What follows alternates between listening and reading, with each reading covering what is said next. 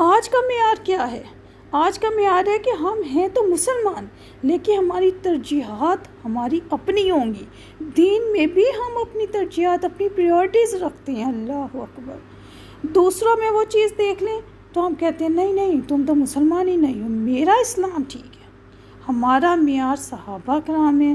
حضرت محمد صلی اللہ علیہ وسلم نے خود کہا تھا کہ یہ امانت میں صحابہ کرام کو دے کے جا رہا ہوں، اب ان کا کام ہے کہ میری امانت، میری احادیث، میرا علم لوگوں تک، دنیا کے کونے کونے تک پہنچائیں۔ اور منافق کی کیا سوچ ہے؟ منافق کی سوچ ہے دنیا کو سنبھال لو، دین کو بعد میں فالو کر لینا۔ اور اسی لیے میں نے آپ کو پہلی آڈیوز میں بتایا تھا وَأَمَّا مَن طَغَىٰ، کہ جو دنیاوی لالچ کو آگے رکھے گا، جیسے کہ ہم نے پڑھا تھا پچھلے درس میں، پچھلے 2-3 درس پہلے ہم نے پڑھا تھا کہ ابو جہل، قریش مکہ کے سردار، طائف کے سردار، یہ سب کیوں انہوں نے اسلام کے بولنے کیوں نہیں کیا؟ مسئلہ سرداری کا تھا، مسئلہ دنیا داری کا تھا۔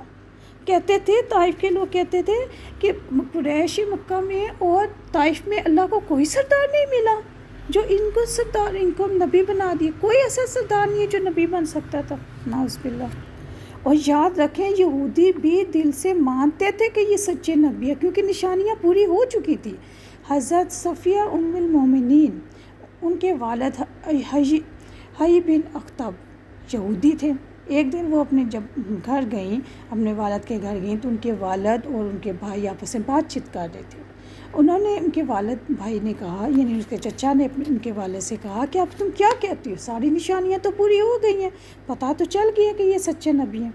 لیکن ان کے والد نے کہا کہ جب تک میں زندہ ہوں میں ان کی مخالفت کرتا رہوں گا۔ وجہ کیا تھی؟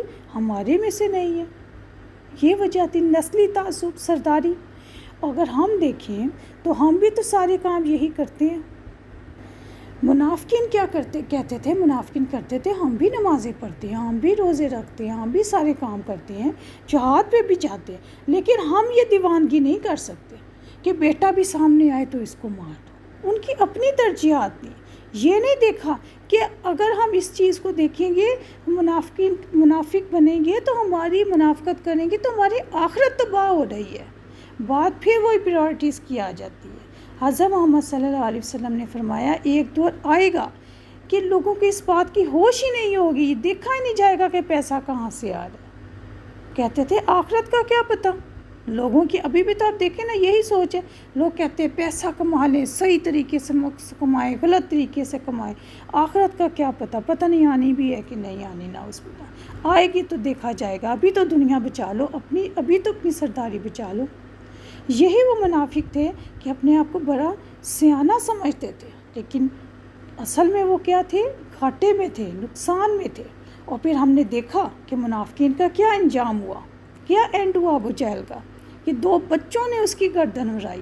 ابو لہب بھی تو اپنی سرداری بچانا چاہتے تھے، اس کا کیا انجام ہوا؟ بچی، اس کی سرداری بچی۔ جب مکہ فتح ہوا، ان کی سب لوگوں کی جو مشرکین سردار تھے ان کی عزت خاک میں مل گئی، ساری دنیا نے دیکھا۔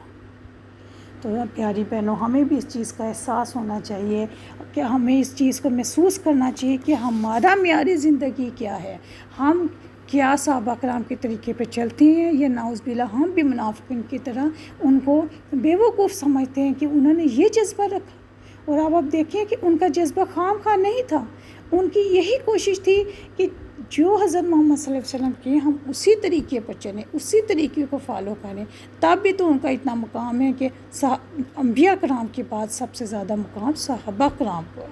تو ہمیں ان کے بارے میں پڑھنا چاہیے، معلومات حاصل کرنی چاہیے، اپنے بچوں کو اس کے بارے میں گائیڈ کرنا چاہیے، اور اس کے علاوہ ہمیں ان کو مکمل طور پہ فالو کرنا چاہیے، تاکہ انشاءاللہ ان کے نقش قدم پہ چلتے ہوئے ہم بھی حضرت محمد صلی اللہ علیہ وسلم کی ان امتیوں میں شامل ہوں جن کو حضرت محمد صلی اللہ علیہ وسلم کی آمد کے دن حوض کوثر سے پانی پلائیں گے۔ آمین یا رب العالمین۔